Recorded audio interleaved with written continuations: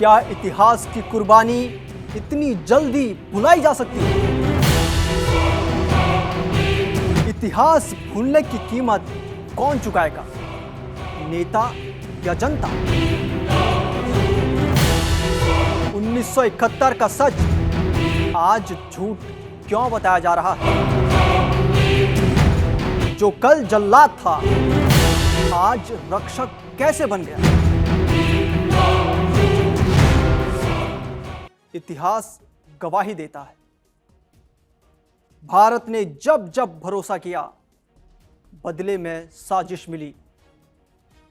चीन ने पीठ में छुरा घोंपा, पाकिस्तान ने खुले युद्ध और आतंक से वार किया, और अब वही बांग्लादेश जिसकी आजादी की नींव भारतीय सैनिकों और नागरिकों के खून से रखी गई थी, आज भारत के खिलाफ जहर उगलने वालों की गोद में बैठता दिख रहा है। सवाल सिर्फ सीमा का नहीं है, सवाल है कृतज्ञ, साजिश और उस भू राजनीतिक खेल का जिसमें भारत को चारों तरफ से घेरने की कोशिश की जा रही है। और इस खेल के नए चेहरे हैं पाकिस्तान की बड़बोली सियासत और बांग्लादेश में उभरता एक खतरनाक सत्ता समीकरण।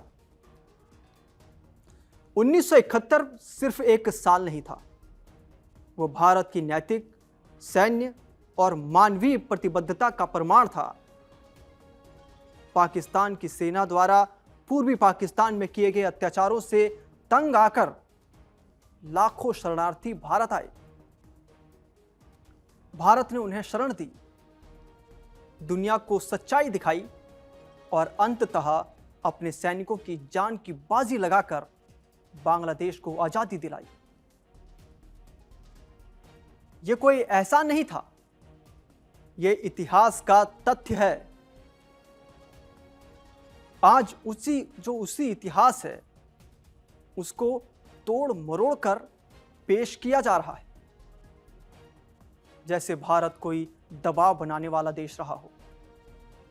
यह नैरेटिव अचानक नहीं बना, इसे सोच समझकर योजनाबद्ध तरीके से गढ़ा गया है। पाकिस्तान मुस्लिम लीग नवाज यानी PMLN के नेता कामरान सईद उस्मानी का वीडियो इसी मानसिकता का आईना है। भारत को धमकी, मिसाइलों की डींग और बांग्लादेश के नाम पर सस्ती भावनात्मक अपील, ये सब पाकिस्तान की वही पुरानी स्क्रिप्ट है। जिस देश ने 1971 में बांग्लादेश पर टैंक चढ़ाए, महिलाओं पर अत्याचार किए और नरसंहार किया, वही आज ढाका की हिफाजत की कसम खा रहा है। यह सिर्फ पाखंड है, बल्कि इतिहास का मजाक भी है। पाकिस्तान जानता है कि सीधे भारत से टकराने की उसकी औकात नहीं है, इसलिए वो दूसरों के कंधे पर बंदूक रखकर चलाने की कोशिश करता है। बांग्लादेश में मोहम्मद यूनुस को एक नैतिक चेहरे के तौर पर पेश करने की कोशिश की जा रही है, लेकिन जमीनी सच्चाई कुछ और है। यूनुस के नेतृत्व में बांग्लादेश की राजनीति एक ऐसे मोड़ पर खड़ी दिखती है जहां भारत विरोध एक संगठित नीति बनता जा रहा है। भारत के खिलाफ दादागिरी और कॉलोनी जैसे शब्द उछालना आसान है, लेकिन यह बताना मुश्किल कि आज बांग्लादेश किसके इशारे पर अपनी विदेश नीति गढ़ रहा है। यूनुस की चुप्पी और पाकिस्तान से बढ़ती नजदीकियां ये संकेत देती हैं कि यह देश को संतुलन नहीं बल्कि टकराव की राह पर ले जा रहा है। मुसलमान को मुसलमानों से लड़ाया जा रहा है, पानी को रोका जा रहा है, गुलामी थोपी जा रही है। ये सारे जुमले सुनने में भावुक लगते हैं, लेकिन तथ्यों की कसौटी पर खोखले हैं।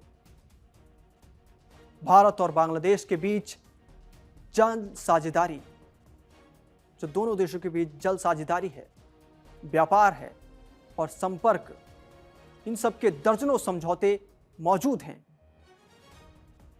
असल समस्या यह है कि जब विकास, रोजगार और स्थिरता के सवाल खड़े होते हैं तो कुछ नेता जनता का ध्यान भटकाने के लिए भारत विरोध का कार्ड खेलते हैं।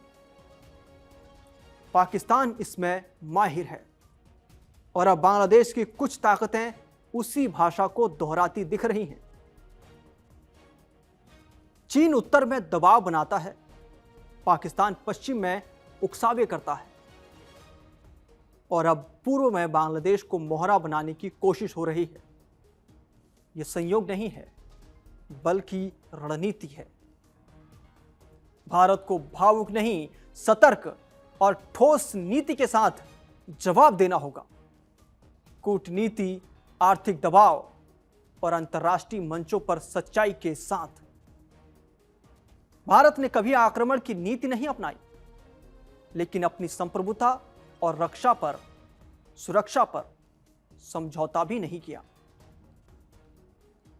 बांग्लादेश को आजादी भारत ने दिलाई, यह सच है, और पाकिस्तान का रिकॉर्ड विश्वासघात का रहा है, यह भी सच है। और जो नेता इन सच्चाइयों को नजरअंदाज कर भारत विरोधी और भारत विरोध की राजनीति कर रहे हैं, ये अपने ही देश को अस्थिरता की आग में झोंक रहे हैं। भारत को अब 3 मोर्चों पर सावधान रहना ही होगा, क्योंकि शांति का सबसे बड़ी जो शांति है, उसका सबसे बड़ा दुश्मन वही होता है जो इतिहास भूलकर साजिशों पर यकीन कर ले। आप इसको किस नजरिए से देखते हैं? अपनी राय कमेंट बॉक्स में जरूर दीजिए और देश और दुनिया की तमाम बड़ी अपडेट्स के लिए आप देखते रहिए कड़क। नमस्कार।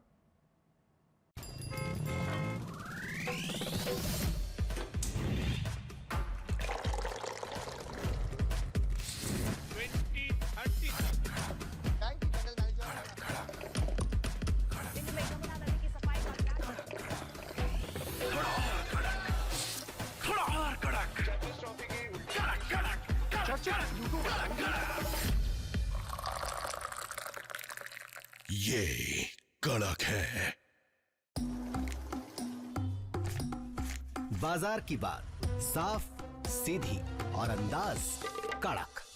पैसे की दुनिया में आपका हर दिन होगा एकदम कड़क। कड़क लाइफ पे धड़क।